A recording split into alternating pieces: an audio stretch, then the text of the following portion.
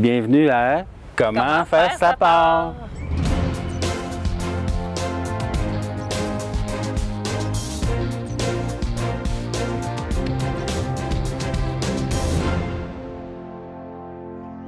Aujourd'hui, pour la deuxième capsule, on veut aborder un beau petit truc que Jenny elle nous a ramené d'une conférence en horticulture qui facilite le jardinage. Oui, on va voir en fait plein d'astuces au jardin pour éliminer les mauvaises herbes et les insectes et tout ça naturellement sans produits chimiques. Comme on sait, désherber, enlever les mauvaises herbes, c'est la partie la plus désagréable du jardinage. Donc on a un merveilleux truc à vous montrer pour faciliter et éviter cette étape-là. En fait, je suis allée, comme il a dit, dans une conférence d'un horticulteur, je le salue d'ailleurs, Serge Fortier, a donné plein de trucs, dont le paillis de feuilles.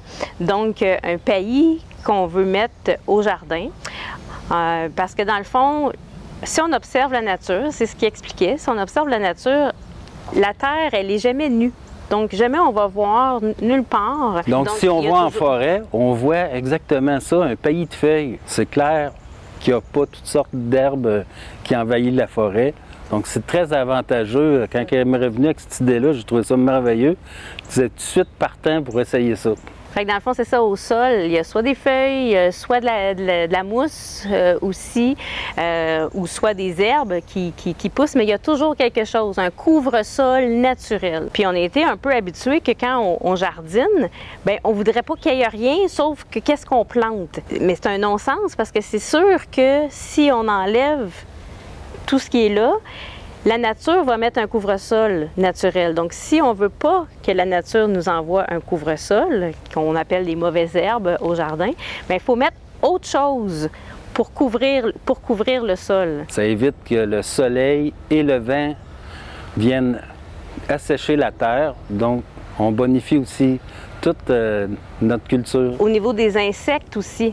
Donc, si les racines sont protégées, il va y avoir comme moins d'insectes qui vont comme grimper après le plant. Donc, pour réussir à fabriquer le paillis de feuilles, lorsqu'on ramasse les feuilles à l'automne, il suffit de les ramasser une journée que c'est sec. Comme ça, on peut les stocker sans qu'elles moisissent. Puis ensuite, pour pas qu'elles partent au vent, parce que si on les met telles quelles dans le jardin, elles vont partir avec le vent. En les passant dans l'aspirateur à feuilles, on se trouve à les rendre en plus petites pièces qui permet que celles-ci, elles vont s'agglomérer ensemble et bien rester à l'endroit où on va le placer. Pour la fabrication du paillis de feuilles, on utilise un de ces trucs-là, un aspirateur à feuilles électrique. Souvent, quand on a toutes nos feuilles rassemblées comme ça, il y a des petites branches. Puis on ne veut pas nécessairement que les branches se coincent, les trop grosses branches se coincent dans la machine. Fait que dans le fond, moi, je reste là puis je ramasse je tasse les branches. Donc, et voici, on va prendre le temps d'égrener quelques feuilles, vous montrer comment on fait ça.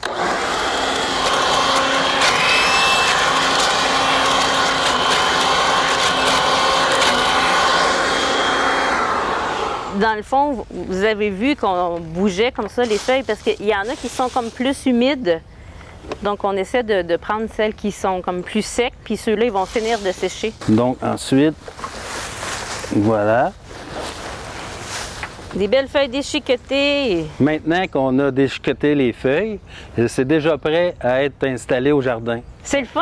C'est moi qui est allé à une conférence et puis c'est lui là, qui est tout excité là, de mettre ça au jardin.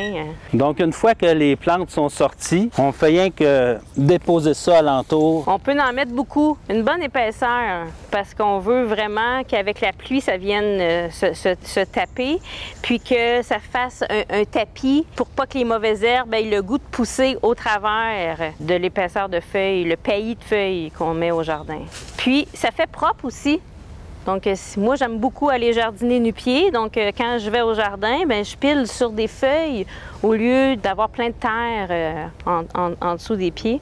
Donc, on peut couvrir une partie du jardin comme ça. Une fois que le compost de feuilles est installé au jardin, il y a aussi l'avantage qu'en se compostant, il nourrit le jardin. Puis, vous pouvez en mettre aussi entre les rangs.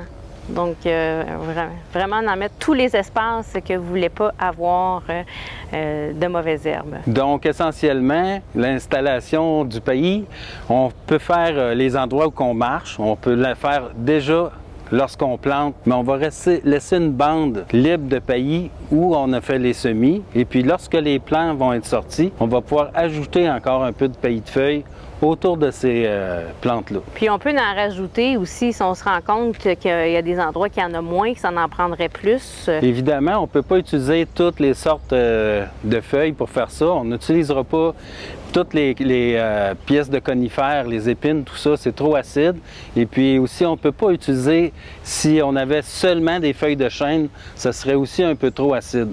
S'il y en a quelques-unes, ça va. Là, si c'est des espèces mélangées, ça convient, mais on va éviter vraiment d'amener de l'acidité au jardin. Oui, j'ai lu aussi que les feuilles de chêne émettent une toxine qu'on ne veut pas nécessairement retrouver au jardin. Mais s'il y a un peu de feuilles de chêne au travers, c'est correct, mais on n'en veut pas trop. Souvent, ce qu'on fait, c'est qu'on va ailleurs ramasser des feuilles pour notre paillis de jardin. En fait, on a fait ça pendant plusieurs années de cette façon-là et on a découvert dernièrement une autre sorte de feuilles qu'on va vous montrer. C'est des petites feuilles et mini-branches de canneberge. Donc, on a la chance de connaître quelqu'un qui a une production de canneberge et puis toutes les petites feuilles se ramassent dans un gros tas puis il faisait rien avec ça. Donc, c'est comme un paillis de feuilles déjà fait. Puisque sont en petites, c'est des petites mini-feuilles. Donc, quand la récolte des fruits se fait, ils font monter de l'eau sur les cultures. Et quand ils aspirent les fruits, ils se trouvent à avoir des feuilles. Ça va être séparé ensuite par une petite machine qui lave le fruit. Donc ça se ramasse au bord du champ. C'est facile à récupérer si vous connaissez quelqu'un qui cultive les canneberges. Oui, c'est ça. Ça, c'est l'option si vous avez accès à ça. Mais je trouve ça vraiment merveilleux. On n'a pas besoin de le déchiqueter. Et c'est très beau. C'est une couleur qui ressemble à la terre. Donc, ça fait un beau fini aussi au jardin. Puis, le principal avantage, c'est que il n'y a plus de désherbage à genoux. Tout ça, comme vous avez pu voir, je l'ai fait debout sur le côté de la barouette. Pour ce qui est du paillis de feuilles, évidemment, il faut recommencer à chaque année puisqu'il composte. Il y en a des amis qui utilisent les toiles pour le jardinage. Si c'est pour garder une petite trail ou autre, ça peut convenir, mais ça a aussi des désavantages. Les toiles noires, bien, ça contribue à la chaleur de la terre, fait que c'est pas tout à fait parfait, mais pour désherber une partie, ça permet quand même d'étouffer le paillis qu'on vous propose, c'est une option comme vraiment plus naturelle puis qui va amener un engrais aussi au jardin. Puis on va continuer dans cette lignée-là. C'est quoi les autres petits trucs là, au jardin pour pas être obligé de mettre un insecticide chimique? On veut pas de produits chimiques au jardin parce que après, on mange nos légumes. Un autre petit truc qu'on voulait vous montrer, c'est avec les coquilles d'œufs. J'ai un sac ici avec des coquilles d'œufs. Donc ce que je fais, je récupère les coquilles et je les mets dans un sac. Puis là, je viens les écraser, que ça fasse comme vraiment... Puis ça, c'est pour les limaces. Les limaces, ils ont un corps qui se glisse et quand ils arrivent là-dessus, ça les blesse. Il y a plusieurs insectes qui risquent de se faire manger par les poules. Donc probablement que ça ajoute aussi à la protection des plantes en mettant un peu autour.